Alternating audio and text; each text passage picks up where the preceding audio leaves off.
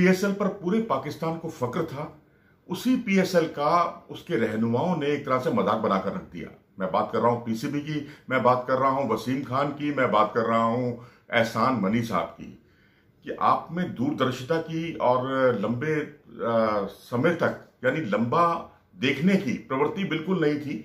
शायद यही हुआ, उसका हश्र हुआ और एक अच्छा खासा प्रतिष्ठित टूर्नामेंट जो पाकिस्तान के अवाम की जान था, वो उसका एक तरह से मजाक बन गया।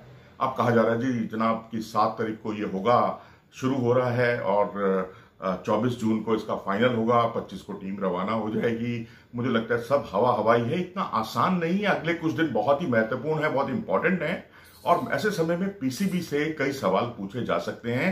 और मैं कुछ 10 सवाल पूछना चाहता हूं पीसीबी से कि क्या सऊदी अरब के जो सख्त नियम है, क्या उसका उसे बिल्कुल अंदाजा नहीं था? क्योंकि ऐसा पहले भी होता रहा है कि सऊदी अरब शारजा नहीं है या सऊदी अरब दुबई नहीं है, यहां नियम कायदे कानूनों का बहुत सम्मान दिया जाता है।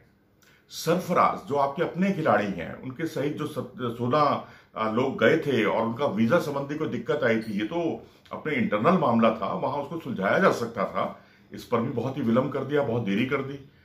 ब्रॉडकास्टर्स के साथ तो जब भी कोई ऑर्गेनाइजर, ये तीसरा मेरा सवाल है कि जो ब्रॉडकास्टर्स हैं उनके साथ ऑर्गेनाइजर्स की बातचीत बहुत लंबे समय से शुरू हो जानी चाहिए।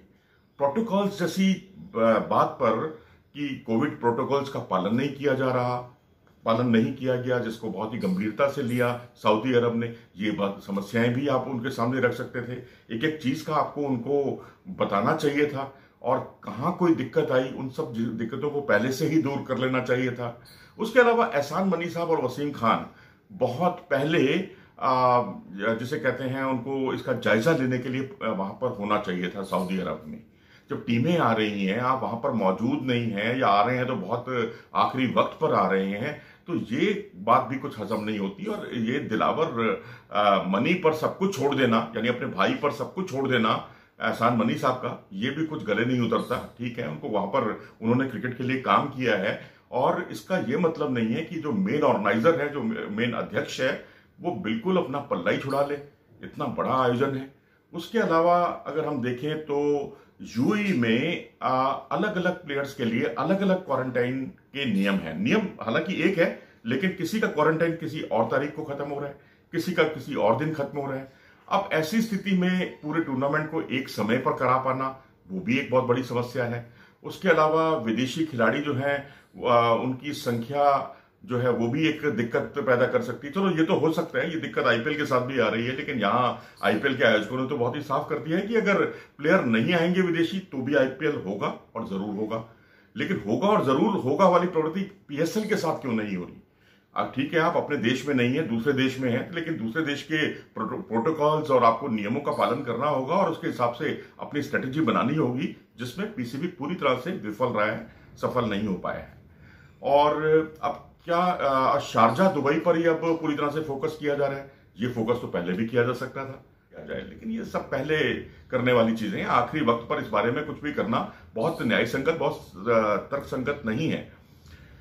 क्या 7 जून को ये मुमकिन है और फाइनल 24 को मुमकिन है और 25 को आप इंग्लैंड चले जाएंगे और इंग्लैंड वाले तैयार हो जाएंगे? ये सारी चीजें भी बात बिल्कुल गले नहीं उतरती।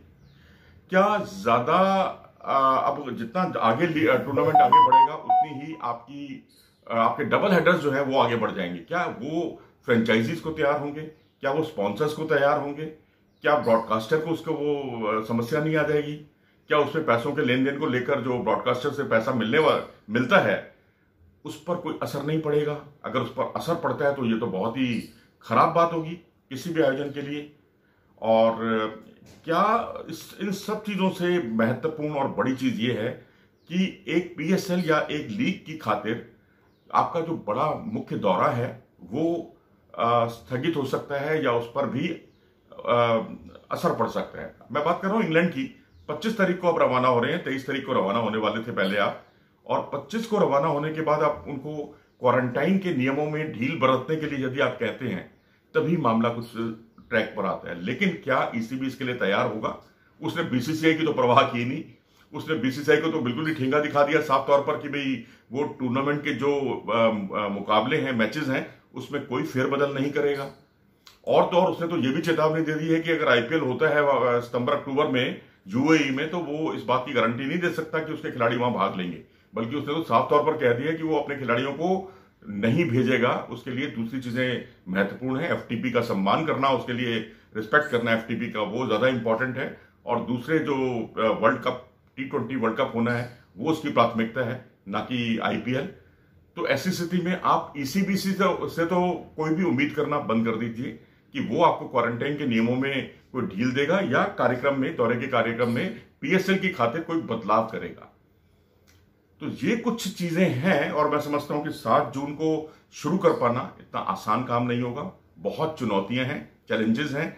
मैं समझता हूं कि आगे आने वाले समय में पीएसएल के आयोजन को लेकर एक अलग से एक एडहॉक कमेटी बने, सरकार की उसमें दखलंदाजी हो और पूरी तरह से पीसीबी पर छोड़ देना, वो अब आप देख चुके हैं कितनी इमेच्योर रवैया सामने आया है पीसीबी का। और अगर ऐसा ही चलता रहा तो ऐसे ही जग हसाई होती रहेगी और पीएसएल जैसा एक प्रेस्टिजियस टूर्नामेंट जो पाकिस्तानी अवाम की जान है, जिसमें बहुत टैलेंट निकलता है, वो एक मजाक बनकर ना रह जाए, इसके लिए सरकारी हस्तक्षेप बहुत जरूरी है और भविष्य में इस पर युद्ध स्तर पर मैं कहूंगा ध्यान देने की जरूरत है। आप क्या सोचते हैं इस बारे में? अपनी राय हमें जरूर दें और अगर आपको ये वीडियो पसंद आया हो तो इसे लाइक करें और हमारे चैनल को सब्सक्राइब करें।